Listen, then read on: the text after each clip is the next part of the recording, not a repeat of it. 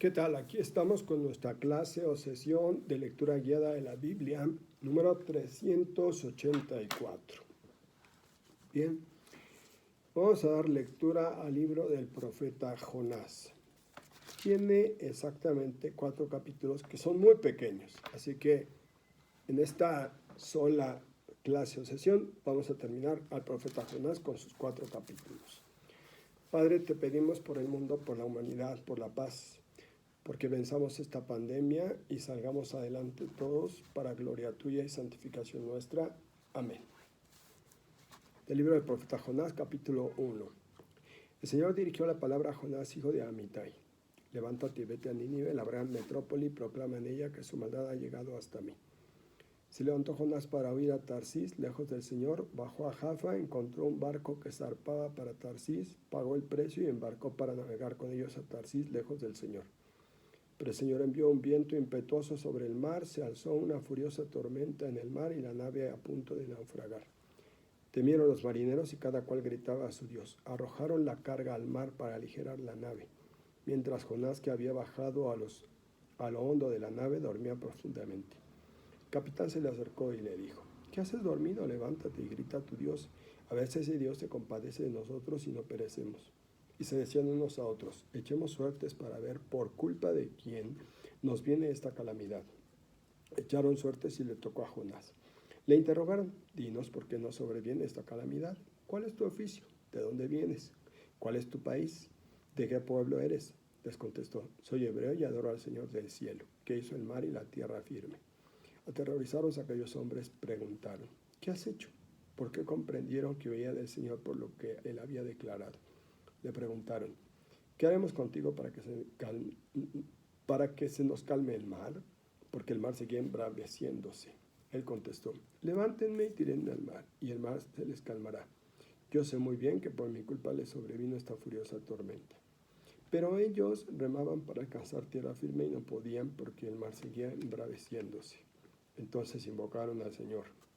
Ah, Señor, que no perezcamos por culpa de este hombre, no nos hagas responsables de una sangre inocente. Tú, Señor, puedes hacer lo que quieras.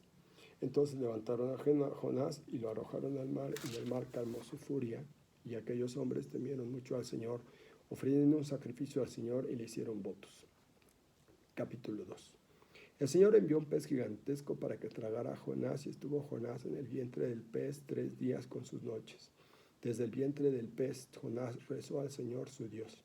En el peligro grité al Señor y me atendió. Desde el vientre del abismo pedí auxilio y me escuchó. Me habías arrojado al fondo en alta mar. Me rodeaba la corriente, tus torrentes y tus olas me arrollaban. Pensé: me has arrojado de tu presencia. ¿Quién pudiera otra vez ver tu santo templo? A la garganta me llega el agua, me rodeaba el océano. Las algas se enredaban a mi cabeza.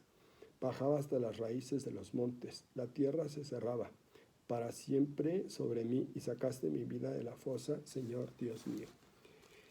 Cuando se me acababan las fuerzas, invoqué al Señor. Llegó hasta ti mi oración, hasta tu santo templo. Los devotos de los ídolos faltaban a su lealtad.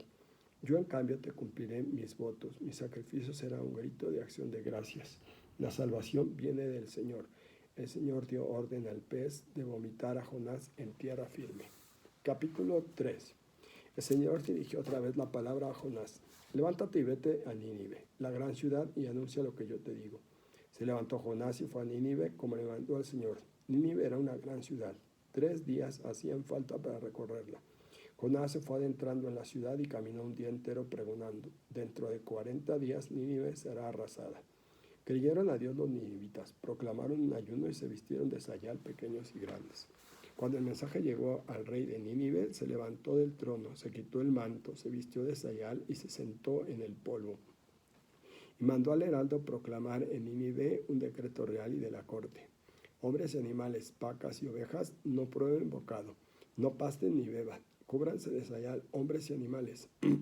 Invoquen fervientemente a Dios, que cada cual se convierta de su mala vida y de sus acciones violentas. A ver si Dios se arrepiente, calma el incendio de su ira y no pereceremos. Vio Dios sus obras y que se habían convertido de su mala vida, y se arrepintió de la catástrofe con que había amenazado a Nínive y no la ejecutó. Capítulo 4 y último. Jonás sintió un disgusto enorme e irritado. Rezó al Señor en estos términos: Ah, Señor, ya me lo decía yo cuando estaba en mi tierra. Por algo me adelanté a huir a Tarsis, porque sé que eres un Dios compasivo y clemente, paciente y misericordioso, que te arrepientes de las amenazas. Ahora, Señor, quítame la vida, más vale morir que vivir. Respondió el Señor: ¿Te parece bien irritarte de esa manera? Jonás había salido de la ciudad y se había instalado al oriente de la misma. Allí se había hecho una choza y estaba sentado a la sombra esperando el destino de la ciudad. Entonces el Señor hizo crecer una planta de resino hasta sobrepasar a Jonás, para que le diese sombra en la cabeza y lo librase de una isolación. Jonás estaba encantado con aquel resino. Entonces Dios envió un gusano al amanecer al día siguiente, el cual dañó el resino, que se secó. Cuando el sol apretaba, envió Dios un viento sofocante del este. El sol abrazaba la cabeza de Jonás y lo hacía desfallecer. Jonás se deseó la muerte y dijo: Más vale morir que morir. Respondió Dios a Jonás: ¿Te parece bien enojarte a causa de esa planta de resino? Contestó: Claro que me parece bien enojarme, hasta deseo morir. El Señor le replicó: Tú sientes compasión de una planta de resino que no te ha costado cultivar, que una noche brota y otra aparece. Y yo no voy a apiadarme de mí ni de la gran ciudad que habita más de 120,000 hombres que no saben distinguir el bien del mal, donde hay además muchísimo ganado.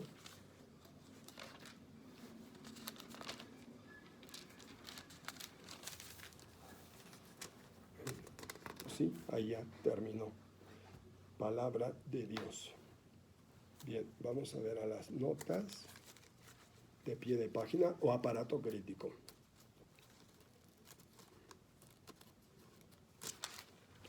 Capítulo 1, versículo 1 al 16. En el barco. De entrada encontramos el sello característico de la profecía, el impulso, el botón de arranque del profeta, es la palabra que el Señor le dirige. El nombre del profeta y del libro Jonás, hijo de Amitai, aparece idéntico en 2 de Reyes 14:25. Sin embargo, no se trata del mismo personaje, pues aquel Jonás vivió en el siglo VIII a.C. bajo el reinado de Jeroboam, mientras que el profeta que nos presenta el libro es un personaje ficticio. La gran mayoría de críticos y comentaristas afirman en la actualidad que la trama de la obra y, por ende, su aventura y ministerio son también ficción. La época del relato revela un estadio muy tardío a la historia de Israel. Algunos, basados en el estilo, la lengua y la problemática teológica, se aventuran a fecharlo hacia el IV a.C. A cualquier caso, es anterior al II a.C., pues el eclesiástico Siracide, que es más o menos de su época, ya lo da por supuesto entre los 12 profetas. Con la intención de dirigirse a Tarsis para huir del Señor, es decir, que para no contradecirse a sí mismo ni contradecir a quienes pensaban como él, Jonás se embarca en Jaffa. Una tremenda tempestad llena de terror a los marineros, que invocan cada uno a su divinidad sin ser escuchados. Solo Jonás duerme como si no pasara nada. Al descubrir las causas divinas de la tormenta, Jonás mismo sugiere el remedio que funciona perfectamente. Esto se convierte en motivo para que unos paganos reconozcan e invoquen a Dios, lo teman, le ofrezcan sacrificios y votos. La escena del Jonás que duerme es una manera de decir que evitó intencionalmente invocar a su Dios por temor a contrariarlo entre paganos. El final de este capítulo registra el primer éxito misionero de Jonás, ironías de la vida que el autor maneja con sobrada maestría. Capítulo 2, versículos 1 al 11. En el vientre del gran pez, como la cosa más normal de este mundo, la narración de la salvación de Jonás por medio del gran pez es escrita en menos de 50 palabras en nuestra lengua, mientras que el hebreo solo utiliza 23. Dios ordena al gran pez tragarse a Jonás. Dios ordena al gran pez vomitar a Jonás en tierra firme. Por tanto, no se trata de narrar las aventuras de Jonás, sino de colocarlo de inmediato en el lugar donde Dios quiere, a pesar de los pesares, manifestar su voluntad y designio salvífico. A todas luces se ve que el salmo que entona Jonás es una adicción posterior, colocado aquí para subrayar la misericordia y la pronta actitud de Dios para escuchar y actuar a favor de quien le clama. Capítulo 3, versículos 1 al 10. En Nínive. De nuevo la misma orden. 1, 2. Levántate y vete de Nínive. Jonás, el bueno de Jonás, más interesado en contemplar el templo del Señor que en meterse en campañas misioneras, tiene que ser empujado por la voz de Dios. Da la impresión de que la salida del vientre del gran pez y la permanencia allí estático, postrado en la playa, su entrada a Nínive y su predicación no tienen nada atractivo. No se nota esa pasión del profeta, ese desenvolvimiento y esa fuerza a que nos acostumbró un Jeremías, un Amós, un Miqueas. Parece que Jonás recorre la ciudad con una pancarta entre manos, silencioso, sin mirar a nadie, sin detenerse con nadie. No está en la tierra de sus amores. Capítulo 4, versículos 1 al 11. La lección del ricino. Jonás no da su brazo a torcer. Este es de los defensores del Señor, de los que piensan que pelean para que nada ni nadie que no sea digno se le acerque ni siquiera lo invoque. Si tuvo que venir a Nínive fue porque no le quedó más remedio. Pero en semejante territorio y entre semejante tipo de gente, ni pensar ni siquiera en pronunciar el santo nombre del Señor. Nótese que su mensaje parece más una frase de pasacalle. Lo trágico de todo es que hoy encontramos iglesias, corrientes teológicas y grupos cristianos cuyo proyecto vital es esta misma manera de pensar mezquina y reduccionista.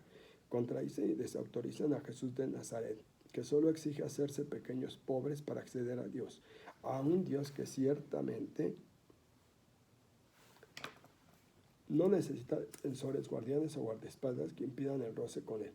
Estas actitudes dan crédito de que todavía subsisten aquellos viñadores de la hora primera que se indignaron con su Señor porque quiso darles igual paga a los viñadores de la hora última. Bien, pues hasta aquí. Mañana no voy a poder grabar, me permiten tantito porque he estado un poco afónico. Bendiciones. Ya después continuamos.